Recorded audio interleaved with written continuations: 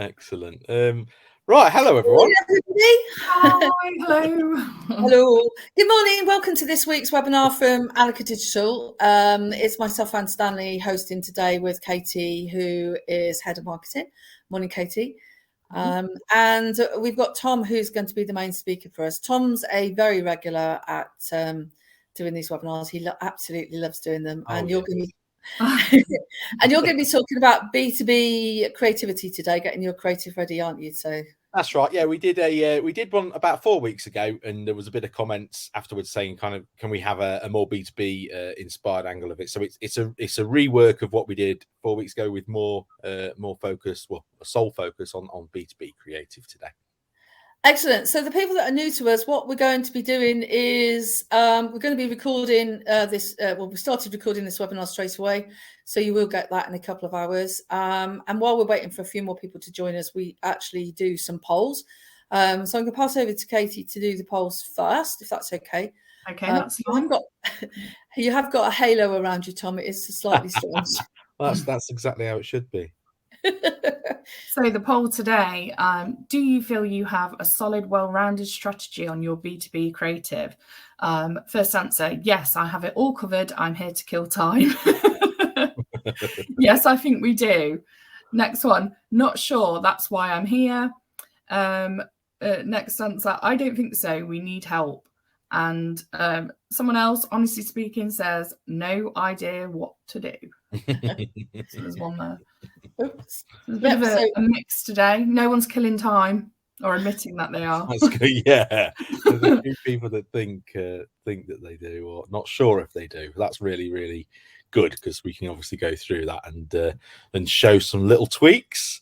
Yeah. What sort of percentages have we got then, Katie? So 26% are saying yes, 44% are saying not sure. That's why I'm here. 22% saying I don't think so. We need help. And 10% now are saying, like, no idea what to do. Yeah, really interesting mix, actually. No one's killing time. So, Thom, are you sharing your screen? I will do now. Yes, please. Excellent. So myself and Katie will just be hovering in the background, and we will help with any questions. So speak to you in a bit. Excellent.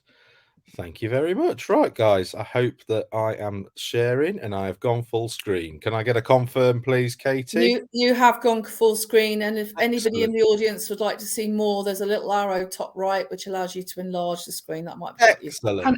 Please click on the hide button though, because that really oh yeah, of course. Yeah, I've got to think about it. Oh. Right, sorry. Cracking. Right. So yeah, thank you everyone for attending today. This is realistically a rehash of what we did on the 13th of January. However, it is a B2B edition. So we had a bit of feedback on the last one where we've gone through in terms of planning creative and more of a focus on the B2B angle. What I've actually done today, and you'll see, is take it a step back and really go kind of SME B2B as well, and really focus on that, so it makes it more achievable, so to speak. Now, there's a few people that you could say I've picked on. I haven't. Some people that attend these webinars, it's not to insult, it's only to help. So it's only to grow up. So if you are in here and we've chosen your business to show what we can do, it's only to assist. So just a quick intro. I'm Thom. I'm sure you're sick of seeing me on these webinars now, an agenda, but I don't know if you've realized, but I love talking, so I'm more than happy to do it. But I am the head of creative and client strategy here at Annika. Been here 2 years, and we've really kind of forged in the creative side of the business, and we are absolutely passionate about the data-driven creative that we produce here.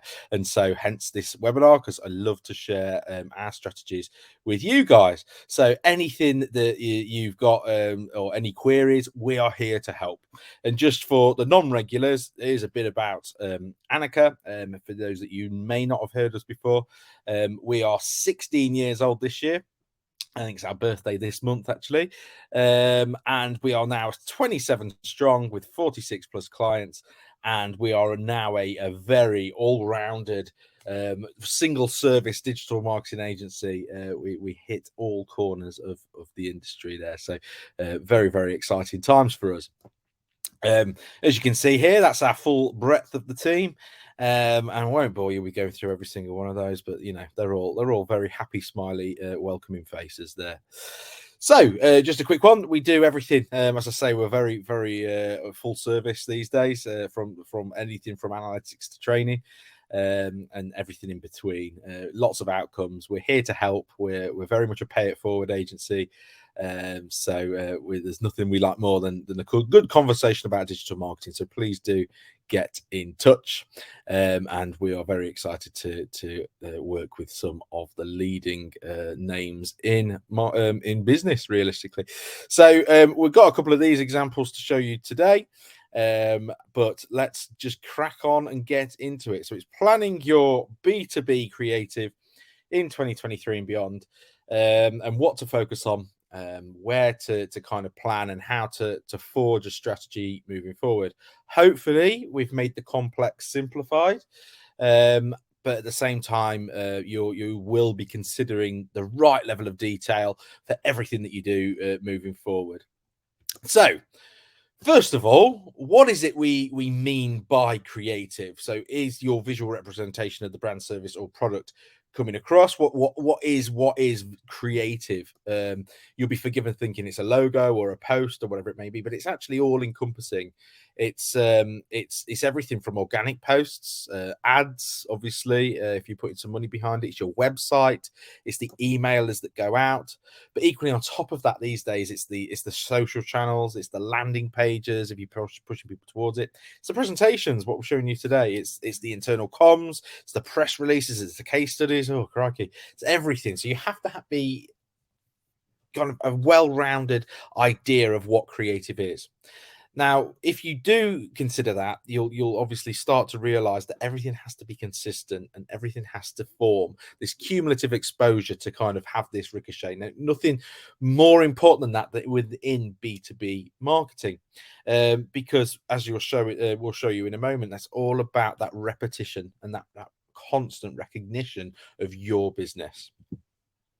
So what we mean by cumulative exposure, and what we've said by there is realistically, and we went through this about in the last webinar, is it's about this audience first approach, but it's understanding who your audience are, what they like to engage with, and how they regularly engage with you as a business. Now, obviously, looking at that audience in a profile, what we do and what we're forgiven for doing is looking at them in a very black and white aspect, but we're forgetting about that gray area. We're forgetting about the journey that these audience members get on and off. Think of it as a train. You know, we're constantly going and people are getting on and off at different stations along the way. Now, when they get on, they might not know about the services within the train, or you know, where the toilets are, or the refreshments cart, or whatever it may be, and so they need to be constantly reminded. So it's about this consistent, always on approach of making sure that you're talking to that audience within the various need state of the cycle of where they are. So a consistent process. It's about concurrently running the discovery phase, the launch phase, and the optimize phase all at the same time. So that's about talking about the business as an introduction. It's about talking about the services of the business, and it's right through to talking about the case studies, the products, the prices of the business itself. So always B2B marketing, and especially LinkedIn marketing, I suppose, is very guilty of always going a bit too detailed and forgetting to take a step back and showing that pitch phase of the business content. We very rarely use LinkedIn to say, this is us. Have you seen us? This is an introduction to us, and this is the product that we do. It's mainly all about, here's us on site, and here's the latest case study, and here's the people we're working with, and it becomes very long-winded content. So that's the first part of kind of advice, really, is to remember that pitch content, that branded content on the outset, to make sure that you're actually telling people what you do. Now, as well as that audience where they've got this consistent kind of need state, it's about this time of day posting, and whereabouts on that line that your content can sit. Again, on LinkedIn and the posts that we're mainly guilty of, it's about blogs and case studies and long-handed content that we're talking about that a lot of people post. And so that's really lending itself to a more captivated viewing, where people need time to absorb. They need that time to read it and for it to sink in. A lot of the businesses are forgetting this quick on-the-go content for people that will look at LinkedIn in the morning before they start their commute, where they're just rifling through, having a quick look and looking for things that will grab their attention. Very rarely do we have this on-the-go content on LinkedIn, which, it needs to be quick. It needs to be one image. It needs to be something that people don't have to invest their time in to actually read it and look at. So not only do we have this, consistent audience first approach, where you're having to consider, right, the discovery phase of my content, the launch of my content, and obviously the optimization and trying to get leads, but you're also considering this timeline of how people are going to absorb that content as well. And so it can be very, very confusing, and it can be very daunting to plan this content on a regular basis and within a schedule. And so what we showed you last time was this chart that we'd really recommend that you look and get into, which is essentially how we plot this content. And basically it qualifies whether or not you're having a well-rounded view of the stuff that you're posting. So stuff about the business itself, on the go, a real quick image. We are X business and we sell things, would be very much on the go and here a discovery phase, versus something like a video testimonial of a particular service that you deliver that's 5 minutes long. It takes a lot of investment in your time, and it's truly specific to a small part of the audience, and so it's very much up this top right optimization phase. Now, what we ask you to do is plot the posts that you're planning on these charts to make sure that you have a well-rounded strategy and approach. So one thing that we look at realistically is the difference between what B2C and B2B does for this particular strategy. So as you can see here, it's very easy for us to do a B2C approach, which we showed you last time, because you're able to go, right, I'm selling a product, I'm talking about this, I'm doing that. But the minutiae of kind of B2B, when it comes into that, becomes very, very different indeed, because it's about perception and it's about talking to an audience on a different level. So whereas B2C is more throwaway, B2B needs to be more kind of held together and consistent. So what we talk about is actually, if a B2C is talking about offers, then it becomes more about trust within a B2B environment. If a B2C product post is talking about a product, it's actually about reassurance. Company news on B2C becomes repetition in B2B. It becomes case studies, becomes success, and design equals growth. It's about perception. So when I, as a user, see a B2B post that isn't branded, that isn't about a product, that isn't realistically about a well-designed thing, it's just a mobile phone picture of somebody on site, I lose trust for that business. I want to be reassured as a user to work with a business. I want that business to match my business ethics. As a B2C consumer, it doesn't matter because it's throwaway. I don't care. But I have made a decision to work in the place that I work, and I hold my respect for that business in high regard. And so I need to be able to match that mentality with somebody else that's doing the same thing. So when I talk about B2B content, I need it to be more polished, because it's about creating more trust on a consistent level by me seeing, oh, they're good, they've designed that asset nicely. Or in terms of a product, right, brilliant, I'm reassured because They are creating these products on an ongoing basis. They are a secure business. Company news, I'm seeing this all the time. The repetition is brilliant because they're a real great business that I can align myself with. Oh, case studies, that means they're successful. And look at that, they're really well designed. They must be growing. It's about this reassurance constantly with a B2B post. And that's the difference between B2C and B2B. So that's the perception of the user. And so this chart becomes really, really important because you need to have a well-rounded approach. Cross it off. You've got a post coming in about, oh, somebody's just done something fantastic and we've won an award. Right, okay, so that's about the launch of this particular product. So it's about this trust aspect. So we're going to cross it off here because it's only a quick image, but we need people to actually read about what it was for. So it's about understanding what it is the user wants to see. Now, when we're doing our B2B marketing and content, we are very good at neglecting this section.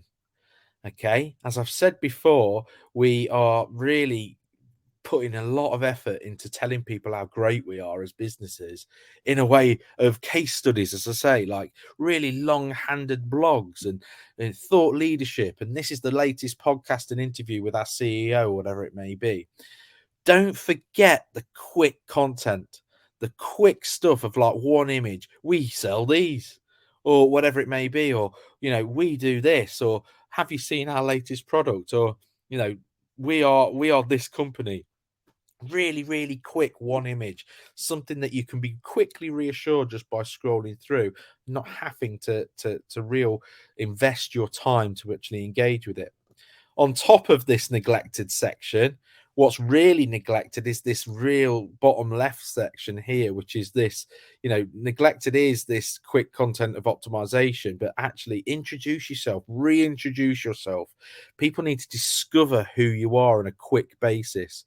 It's just, you know, quick as this. Annika, digital marketing agency, get in touch. Simple as that. We you know, we might do lots of welcome to the team posts and blog posts and latest webinar, but that's we need to remind ourselves to reintroduce one another on LinkedIn and making sure that we're constantly talking about that. Now, a very simplified way of doing this would be to kind of just create a strategy where, you know, we're talking about different things at different days, making sure that you're addressing that, or if they've got nothing to say, don't do it. But here's something that we like to look at for our clients, especially. So Monday, talk about a product, you know, with the intention to kind of think about what it is that you can do. So people are back after the weekend, they want to see something quick. Brilliant, that product can help me out perfectly. Let's get involved with that. Tuesday, talk about the industry you're in, the personas of the people that you work with. You know, kind of talk about that, relate. That's about actually connecting back with the audience there. Wednesday, thought leadership. Why is it you're an expert in your field? It could be, as I say, a blog. It could be something like an interview. It could be the latest news that's happening within your industry, whatever it may be.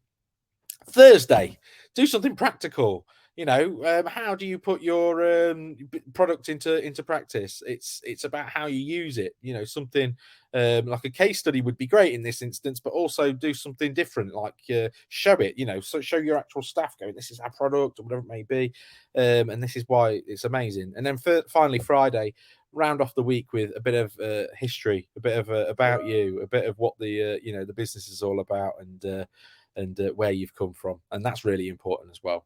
So a nice, well-rounded strategy and approach there. So it's about taking the complex of all these things going off and trying to make it simple. Now, quiz time. So back onto this graph and showing it in practice of how we plot content. And this is a really nice way of just going through it. So I've just taken some random top-end B2B marketing and really plotted it on here. So if you were to come to, if your marketing team or you had an idea was to come to you, mark your own homework, go, right, brilliant, thank you for that. I'm going to plot it on our little graph here. Whereabouts would we put this? So it's about a blog from Oracle, responsible AI. It's a buzzword at the moment, artificial intelligence. It's very specific for only the healthcare and financial service industries. So where do we plot that? Well, we put it about here because it's very much about a captivated viewing. It's about investing your time to actually read the blog, but actually it's a bit of discovery and a bit of optimization. So it lands right in the launch section here, because it's about opening people's eyes to a service that they're involved in. It's about understanding that. But because it's so niche and specific to that industry, it doesn't have a big wave around it, so it doesn't really expand. So it's a really niche post, really, that only kind of like covers this section. So you can see here, for any given day, that's only really covering about 15% of the intended demographic audience there. So if you imagine it, your audience is 10,000 people. If you're only 15%, you're only hitting 1,500 of those, and so it affects your KPI in that respect. Next one, Sage, business we all work with realistically at some point. It's about the finance side of the business and doing the templates, and great, follow our business plan and cash flow forecast templates. Actually, that's a real hit home to people that are struggling to kind of have their own finance department, but also it's a real great one for business startups as well. It's a really quick piece of content because it's a lovely little simple video. You can engage with that. Awesome. So it's got a real right in the middle of the road there, more so the down to the bottom, because it's hitting home the discovery piece of it. It slightly hits in the optimization, because actually the optimization, the conversion, are really talking to people that already exist and customers already exist. So it doesn't have a big flow into that section, but really nice ricochet there. It's probably hitting about 25% of your intended audience, 30% potentially. So really nice post that hits home there. So these simple posts are the best posts, realistically. Finally, going into something that's the neglected side, and a really good example of a business that does this really well would be Sunbelt. Sunbelt used to be A Plant, so they rent construction-based machinery. You might have seen their stuff all around, especially if you're in the Midlands, driving anywhere. You see all the HS2 work at the moment. It's absolutely crazy. You see a lot of that going off all over the place. But this is great because it's just a real weather-based winter warming product line. It's a real quick piece of content. They've obviously gone, right, let's push our heaters. It's a product. We sell heaters for rent. And it's really capitalized on the cold weather a couple of months ago. Really nice piece of quick content there. Simple as it can be. Creatively, I would make some changes, but actually it creates a lot of a good in that respect. So it's a really nice post. Remember to be doing things. Remember to capitalize on these opportunities when it comes to like things like weather and stuff like that. It's called quick content. So really good. Okay, so hopefully that's made a bit of sense and plotting that all down there. Next is on to like the visual representation of content and how we best get that cut through. So all very well, you've got the strategy of when to post and how to post, but now it's how does it need to look, and how do we need to plot that out? So visual representation, as we've said before, it's no different to the B2C approach. It's just what we put on there and the products and the platforms that we use. So this is, whereas before it was very much an Instagram focused webinar, this is very much a LinkedIn focused webinar.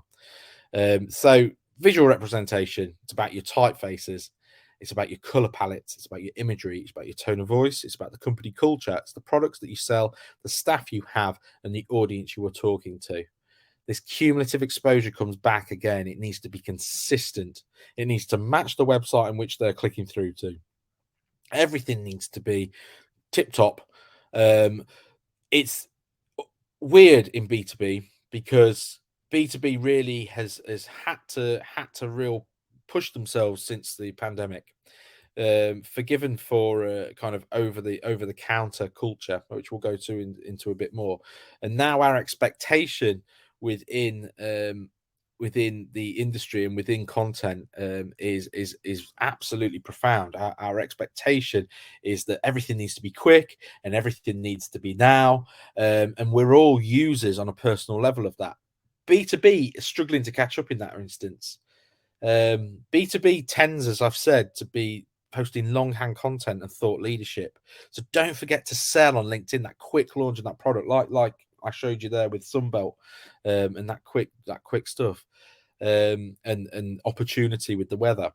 Because at the moment we have 0.25 seconds to grab someone's attention. Doesn't matter what platform you're on, doesn't matter where you are. That's how quick our minds have become at making a relevant decision of what's relevant to you, whether or not you're going to stick around and read a piece of content, or whether or not you're going to move on. As you can see here, the infographic of the animation of him just scrolling through. Not interested, not interested, not interested. You need to grab someone's attention and stand out. Longhand content, such as blogs, thought leadership pieces, aren't going to stop someone in their tracks. It might interest them, but if they see it's something that they need to invest their time in, they're going to scroll on. Remember that quick content. So in terms of right first time and getting it right, there's lots of things, and we'll recap on this at the end, just to once we've shown some visual things in action. But realistically, when you're scrolling through, remember you've got 0.25 seconds. You're on LinkedIn. You're going through. Am I going to stop and see in that time frame 0.25 seconds and make a connection to you if you haven't put your branding on there? First of all, no, I'm not. You might think, well, I've got my profile image at the top. The profile image is the fourth thing that somebody looks at when they're looking at the content. The first thing is the actual image itself or the post. The second thing is the copy. The third thing is to look for a call to action. And the fourth thing, finally, is your profile image.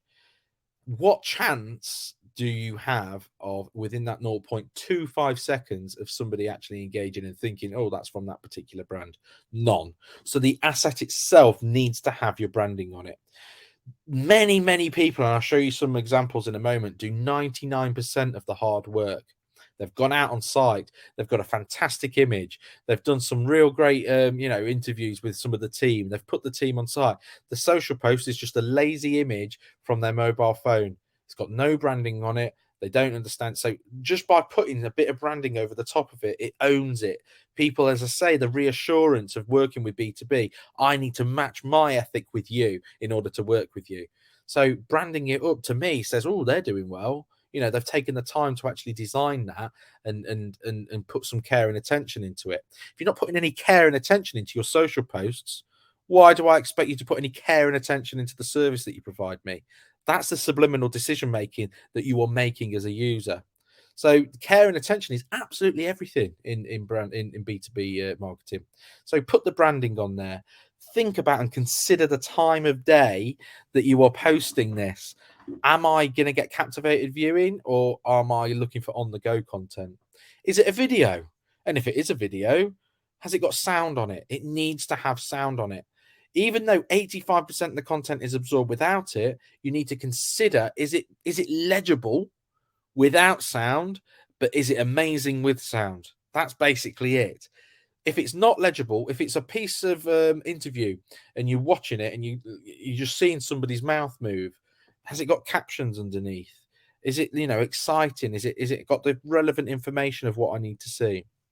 Format. I showed you that Sunbelt idea there. Great, but it was landscape, wasn't it? So when it's landscape on a mobile device, as you can see, it doesn't take up enough of the screen. There's a temptation above and below of scrolling through of somebody else's content. Am I going to stick around when I can see somebody else's more interesting thing beneath, or whatever it may be? There's more information you can fit on a square than there is a landscape. If you go square, on average, 9 times more engaging just by changing it from landscape to square. So format is everything. Making sure that it's the right dimensions for the platform. Most people do still look at your LinkedIn on their mobile device. They do go back and read the stuff, but actually discovery, it's done on mobile. Attention, grabbing that attention of individuals is really, really paramount. And then because obviously everybody's looking to switch off, so making sure that you're re-engaging them and whatever it may be. So making sure that you've got them in that 0.25 seconds, color, whatever it may be. And then finally, explore. Nobody is an expert in social media. Go out, push the boat out, attach yourself, put a bit of personality in. Think if you're corporate, right, and you think, oh, we can't have a bit of fun and personality with that because for Valentine's Day, for example, find a way that you would be happy to do a post on Valentine's Day. Could you do something, for example, where you could pair your business, your services together, or pair your service with a need state? You know, think about it. Like, how do you push that out? It's very forgiving on social media. You can test the water, and that's really, really great for your engagement. So, old habits in B2B, the perception of traditional metrics just don't work as well as they used to. B2B has a reputation of over-the-counter on the golf course mentality, and it still does. You've still got that, I make, X amount every week. Why do I need digital marketing? You still get those individuals talking that way. You still get marketing departments that are there because they think they need to be there and actually don't get listened to within the CEO and the C-suite level of the business. The pandemic pushed that forward. We couldn't do over the counter anymore. And so we needed to be digital. So everybody seems to kind of dip their toe, but not everybody is still kind of bought on or convinced, I suppose. But we are all users of those digital platforms. We all digest that information in the same way as any active audience. And so perception has shifted, and it has to be more digital moving forward. It's about legacy. It's about that next generation. And so, making sure that you are being a hero for marketing and digital marketing within your own business is absolutely paramount, because it's here to stay. Essentially, it's not a flash in the pan. The advantage is SMEs struggle to stand out because they aren't necessarily owning their own experience and creating trust. So let's show you how we can stand out and do that. So we're going to start with some great examples on big levels. So massive conglomerate corporations. And we're going to go right down to SMEs, and we're going to start with a great example, and not being biased, but one of our clients, Uber for Business. B2B, simplified. We recognize that Uber were guilty of not reselling their product. What is it that they actually do? Branding up front, as you can see here, relatable imagery. It's bang onto their brand. It's a fantastic client of ours. Great punchy copy, clean and bold, black to stand out. But most importantly, it tells you what they do. Do you want to organise late night trips home from the office for your staff? Simple as that. It's a fantastic asset that works really, really well. We do this for them all the time with different breakdown of different services.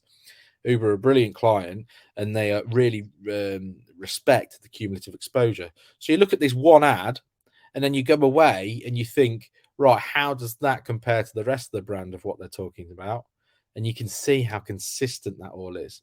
So even we work with different colorways and different imagery here, but then look how consistent it is. Let them get home. Let them know you're on your way. Consider the possibility. Take the lead. There's lots of different things that are happening. Uber's a brilliant B2B example of how to really hit home with that. So keep an eye out for those guys, and it's something that we work with them all the time on. Another one, great example. We showed this one last time. Actually, it was another in the last one, but it's a very good B2B example. FedEx get it right every time. As you can imagine, the format's brilliant. Even this boring type of content where it's about, committed to excellence, it's about, realistically, it's not about product. It's about, just some real standout CSR initiatives, realistically. But it stands out. Look how big that branding is. They've purposely picked a picture of Deborah in front of that massive logo. They've used diagonal shapes, and diagonal shapes is the biggest cheat in social media marketing, because we scroll, look down, left, right. Diagonal shapes really stops you in your tracks. Really good, because it kind of like brings your mind to the content itself. So really good. The on-brand typography, clean and white space. The brand is clear within the image. It's brilliant asset, really. So it's just about, it doesn't look that great, does it? You wouldn't say go away and that's the best ad I've seen, but it's a really good B2B example. Good, not great. MKM Building Supplies. You might know them, biggest independent merchants in the UK. fantastic. They've done a massive competition, kitchen designer competition. They've asked somebody to go and design. Nice imagery. It's well written. It's relevant to the business because they sell Symphony kitchens, but there's zero ownership. I could relate. As I say, the fourth thing I look at is the profile picture. You straight away is consideration to somebody else, somebody that you compare kitchens to. It might be MKM, that's great, but it could also be, Howdens. It could be somebody else at Magnet. It could be, Neff, whatever it may be, that make kitchens. You haven't owned your own content. Put an MKM swipe through it. Give some information. The hard work's already been done. You've got this fantastic imagery. You've fallen down on the last hurdle and not owned your own content. Now, SME examples. Now, we've got some examples here of the people that we work with in the past and spoken to. Now, this is one company that we work with, and you can see here it could be anyone. RJA consultants. They go out on site. They do lots of different things. They hand over the different kind of projects to different individuals. We've told them before. They don't own their own content. They've not branded it up. They've basically literally directly uploaded content from their mobile phone. So we showed them how we could do it. So we take it to something like this. Just design it up. It gives better trust.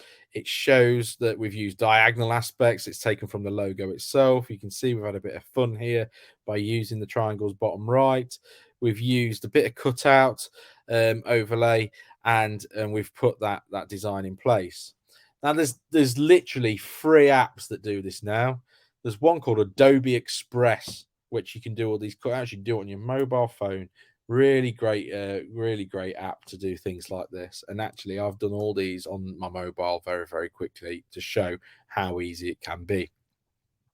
So added the logo over the top, simplified it out using striking color. Brilliant. So all of a sudden, we've now got a language that you can apply to all of their content. As you can see from the stuff they had, you'd be forgiven for just scrolling straight past it and making the assumption it's just any business that you relate house builds to. It now becomes something that is absolutely RJA and does not have any other inkling to anybody else. It hits home really, really well. So you can see before and after. Stands out in a much, much more pragmatic and better way for B2B marketing. Another example, see Recipol. Again, we've worked with these guys to show this. As you can see here, the same thing. They sell training. They want people to book. How does that asset, when scrolling past, tell me that? It doesn't. You can't even read. And so putting a call to action, bringing in the actual branding and putting the logo back in there really owns that content and tells people what you actually do. Simple as that. You've done the hard work. Just complete it. Throw it over the top. It needs to have that ownability. Again, Cat Limited, part of the Cobra Group. They've got no logo even in their profile image. They've got a simple image there. It could be anyone, couldn't it? It could be the National Trust. It could be English Heritage. It could be anybody. But actually, it's Cat. And so we've put the diagonal, we've simplified the brand and flattened it. We've put hot color over the top, and actually it's a case study. So it's another happy customer. So it's just about standing out with the right information. Now, one example where we're not just correcting what's currently there. So you can see we've on all of these examples, it's just about updating what was currently there. Looking at the actual ad overall, and this is an ad, this one, not an organic post for somebody at Ecoscape. You can see here, even the logo doesn't even fit in the profile image. The cladding, is it even cladding? Do you make that instant connection? It's a zoomed in image of something that you don't really understand what it is. Composite cladding, and it's landscape. How do we correct that? How do we bring that into something more aligned that's more relevant? I suppose it's going to hit home to encourage that trust factor. And essentially, this is the after. We've completely redesigned this one just to give it, again, we've used the diagonal shapes. Ecoscape logo in there to really own it. The cladding, fencing and decking is an image we've got now with all three. And obviously low maintenance and eco-friendly, so a real kind of reason to actually post it. So you can see here the before and the after, and hopefully the reasons why we've done that. So you can see why creative plays such a big part in this, and kind of moving forward, you really need to mark your own homework. So as a recap, and we are reaching the end of it, and it's very similar to what we've done, is just to plan. Mark your own homework. Do not go on site and start just sending and uploading random images from your phone. Make sure you're owning it. Make sure it's got a reason. You saw at the start where I said, Monday, do a product one. Tuesday, I don't know, a thought leadership piece. But use this graph if you can. Use this graph and start plotting out. So you start fulfilling the 100% of your audience, because actually as soon as what you've been doing, as soon as you start marking this, you go, actually I think we're only really talking to 30% of our active audience, and we're completely missing out on 66%, 2/3 gone, because we haven't just marked it. We haven't understood whereabouts it's going. But remember, when you're creating it, make sure you've got that branding. It's about aligning yourself in B2B with the brand that you want to work with. Do you match their intentions? Is your content lazy? If it is, they're going to think that your business is lazy, and that's the main thing. And it's made in a very, very quick decision making. So that's us. That's the B2B. I hope that's made sense. As I said, I do like talking. So I'm going to stop sharing my screen. But if there's any questions at all, I hope there is. Rebecca said, I know this is relating to B2B, but would you recommend adding logo and dangles to B2C? Oh, absolutely. A whole webinar on that, so I'm going to get the link. So 4 weeks ago, we got, I think it was 13th of January, we did one for B2C. Exactly the same what we've just done there. It's exactly the same rules when it comes to creative outlay, because we're all users. It's just about perception is different for B2B, whereas the perception is essentially about those trust factors. So it's exactly the same design wise. It's just about how much more important it is on B2B, sorry, to get to do it consistently, because obviously, you want to align yourself with the business you trust. Excellent. I hope that made sense. Colm was asking things about bespoke creative for LinkedIn, and how much he says how much of your custom came from LinkedIn, and then he said if you showed examples it would be helpful, but you've covered that really. Yes. I took it from a marketing perspective differently, so I privately messaged him, but I think he was more after kind of making things bespoke, and then so effectively it's about templates. So as you said, that as I showed you there, it's about 5 days of the week you might have something completely different, where it's a product and it's a thought leadership piece and it's a blog.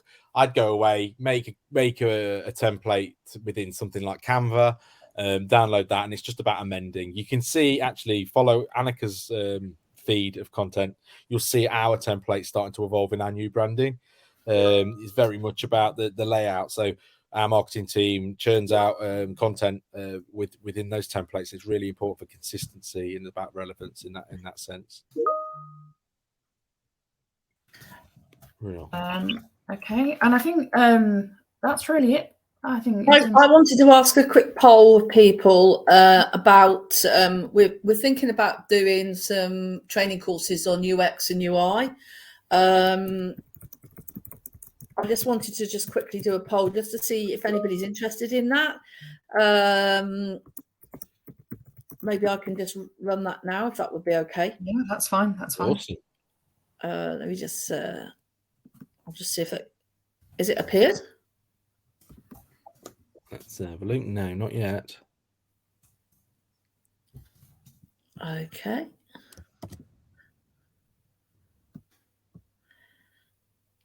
Yeah, it's just appeared now. Would you be interested in joining a course in qualification UX and UI?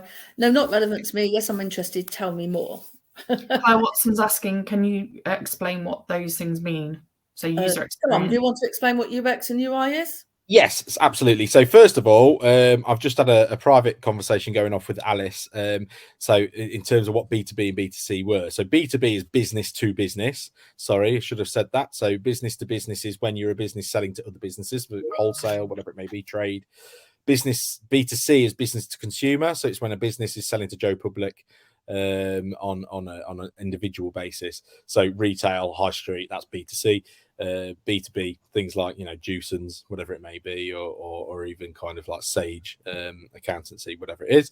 And then obviously UX, UI is user experience and user interface. So user experience is how you as a user come to a website, for example, and you you need to get from A to B, and the experience you have from doing that. So say, for example, you come to the Annika website, you're looking for creative services, and you need to email me. Well, how easy was it for you to discover that information and get my information and get to that conversation? That's user experience. User interface is how it technically works. And how essentially it looks. So an app, for example, is a user interface. It's how it's designed. But also things like Netflix. When you go onto Netflix, how you search for something, how you scroll through. So essentially, it's very much about the experience versus the interface itself. Very well connected together, but it's the design of it all. Yeah, so basically what's happening is that we've been approached, because of all the work that we've been doing on the Digital Marketing Institute training, we've been approached by the UX Institute to act as their reseller and distributor in the UK, and it's a 16-week course. It is a paid-for course, but if by clicking on that, I'll be able to tell that you're interested, and then we'll have your information, and we'll be able to contact you when we've got a bit more details to send to you. So that was the reason for raising that. There's over 20 people, but it isn't a free course at the moment. We're hoping that we might be able to get funding for it later in the year. It's very important because the output of that that process is kind of showing you the importance of understanding what it is when you first look or find a user, to right through to getting them to where they need to go. So it's very much telling you about how social media assets need to link through to your website, and also being able to mark your own kind of website experience, and making sure that people aren't bothered by roadblocks or unnecessary pop-ups or clicks. It's really important. It's a fantastic course. It's got a lot of psychology in it as well, isn't it? Loads of psychology. It's about where your eyes go. It's really interesting because actually this is a legacy piece. This is something that in the next generation are just going to know. So it's about, obviously, beforehand where we were like learning and teaching ourselves like digital marketing tools and how to actually market like Google ads and Facebook. And we've kind of got a handle on that, so to speak. But next phase is making sure we all know good UX and UI. Because without knowing it, we're all absorbing it and we're all part of it. And our expectation has become a way that we expect really good UX because we're surrounded by things like Netflix and Airbnb and things, and Amazon essentially don't really have products. They have experiences, digital experiences, and they're only as good as that digital experience to get you to a sale or what you want to see. So it's really important. UX is really important. And the sorts of people that really get into it tend to be people that maybe have got a graphic design experience, or they're slightly creative and they want to go into a new direction in their career, because it's quite a sought after job and it's a proper qualification. So it's a bit like going to, going to do a BTEC or something. It's a level 5 qualification. It's slightly lower than doing a degree. Katie, do you want to bring up the There was just one more question, sorry, that I just don't want to, from Nathan, and it was to do with advert effects. That's right, yeah. So kind of how to produce, I presume, these ads and this creative. So you got Canva, which is a very easy to use WYSIWYG. What you see is what you get, kind of drag and drop approach, which is a beginner's guide to the likes of like Photoshop and stuff like that. It's basically an easy to use Photoshop. And then on top of that, you've got something called Adobe Express, which is an app for your phone, and it's slight fee for that one, but it's worth every penny. It's really, really good. I am using my mobile to design more and more. So yeah, we're going that way. So they're the two that I really recommend. Just want to say thanks, Thom. I've really enjoyed today. And if you all have, please leave us a Google review. Yes, please. And if you've left one before, leave another. Yeah, more the merrier. Yeah, that's right. I've a habit. I've a habit of getting finishing earlier on my webinars, so I get more reviews. So keep that up. I think I might have beaten your record 2 weeks ago with the chat. Right, everyone, go and get my record back. Get my record back from Anne. Give us a review now, because I can't have a winning that one. So if you could please just leave a review. No competitive there. Oh, no, not competitive at all. Also, the next webinar next week, someone's asked, it will be Holly talking about PPC automation and AI and harnessing its powers. I'm really looking forward to that one. Really, and if you're going to go to any, come back to that, please. It's awesome, that one. She is amazing. Yeah, need to be good there. stuff. Well, guys, I've absolutely loved it yet again. There's a lot of love, Thom, coming through. Not Cash. In the emoji type terms, but on the chat today. Great stuff. Thank you, Gordon. Thank you, everyone. Thank you, Colm. Yeah, thank you for the questions. And please, yeah, as I say, send some love. Do a review. Look at the loves going on at the bottom. It's absolutely brilliant. And yeah, thanks, everyone. And you'll get the recording in the next couple of hours.